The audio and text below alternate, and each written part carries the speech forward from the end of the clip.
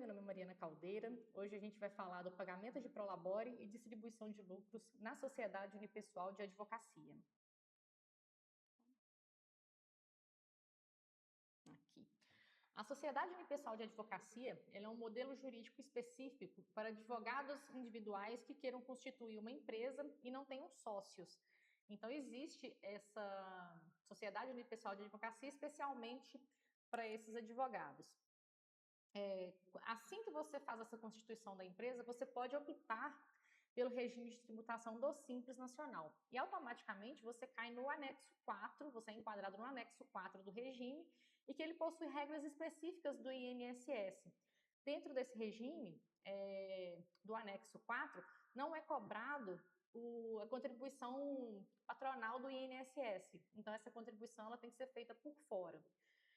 Assim como todas as empresas, a sociedade unipessoal de advocacia também precisa observar a separação das finanças pessoais das finanças empresariais para que não haja confusão patrimonial.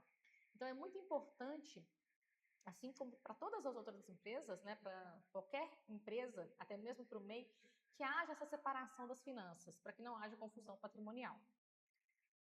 É importante o advogado, assim, o MEI e qualquer outro empresário entender a diferença do prolabore e da distribuição de lucros. O prolabore, ele é a remuneração pelo trabalho do sócio na empresa. O que acontece? Ele é obrigatório para todo sócio que trabalha, tá? E existe dentro dele a incidência do INSS e imposto de renda para prolabores acima aí de R$5.000. Como na sociedade unipessoal de advocacia, o sócio, e só tem um sócio, é somente uma pessoa, é um titular, né?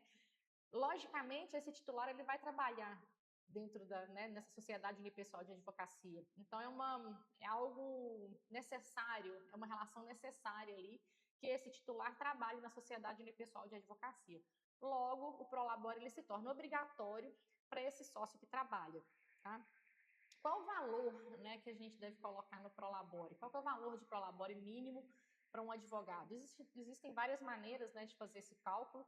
Um deles, você pode balizar, se você tiver funcionários, pelo maior salário pago pela sua sociedade, para o seu funcionário. Pode olhar o piso do estado, da sua região, né, ou fazer pesquisas também do maior salário ou uma média salarial para a sua região. Tá? Então, esse aí seria o prolabore. Não faz sentido um prolabore de um salário mínimo e você ter um funcionário que receba 10, 15 mil reais. Tá? Então, ele tem que ser compatível aí dentro da sua atividade empresarial. A distribuição de lucros, diferente do prolabore, ela é o retorno sobre o capital investido. Tá? Então, todo o seu trabalho, tudo que você faz ali dentro, a sua sociedade, ela vai gerar um lucro no final. E caso haja lucro, haverá distribuição de lucros. Não existe distribuição de lucros se não tem lucro, tá?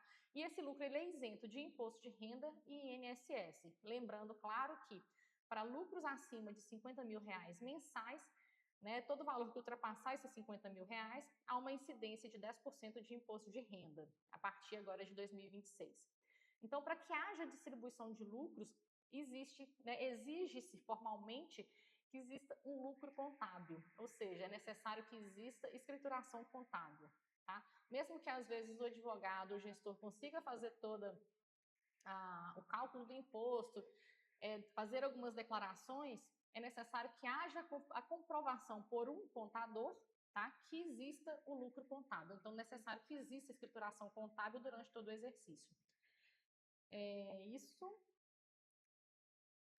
Em relação à regra da Receita Federal dessa tributação dos lucros, o que acontece? Como é obrigatório a existência do prolabore para o sócio que trabalha na empresa, se você não faz essa retirada do prolabore e essa declaração, né, mensal do prolabore, que o prolabore ele é enviado mensalmente pelo E-Social para a Receita Federal. Tá? Então, a Receita sabe se você fez essa retirada ou não de prolabore. Então, se você não faz esse envio de prolabore, não existe a retirada de prolabore, e você vai fazer a retirada de 100% do lucro, né, esse lucro ele deixa de ser isento e passa a ser tributado, ok? Então, a parcela do valor, né, da receita da sua empresa, ela deve ser necessariamente prolabore.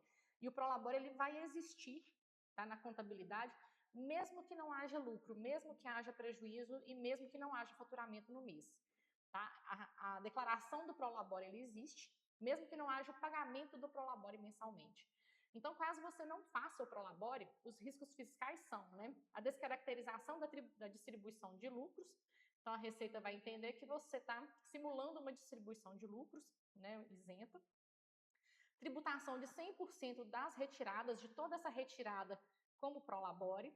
Multas e juros por falta de recolhimento previdenciário, então vai ser cobrado retroativamente, e inconsistência na escrituração fiscal. A Receita Federal ela pode te fiscalizar por até 5 anos retroativos.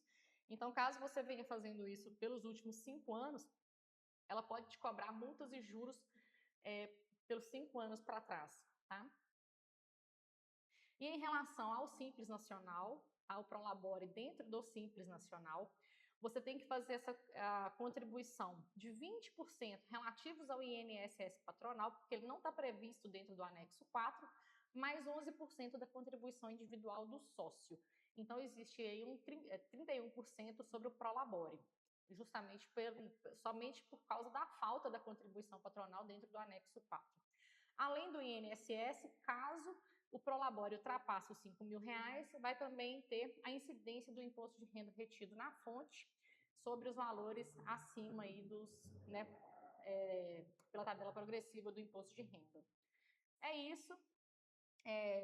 Converse com seu contador. Caso você não tenha contador, entre em contato conosco, né, para fazer esse planejamento tributário, deixar a sua empresa toda em conformidade, né, para a gente evitar multas e autuações da Receita Federal, fazer essa escrituração contábil corretamente e aí ser feliz para sempre junto com a sua empresa. Qualquer coisa, entre em contato conosco, né, pelo botão logo abaixo, e espero toda a sorte do mundo. Obrigada.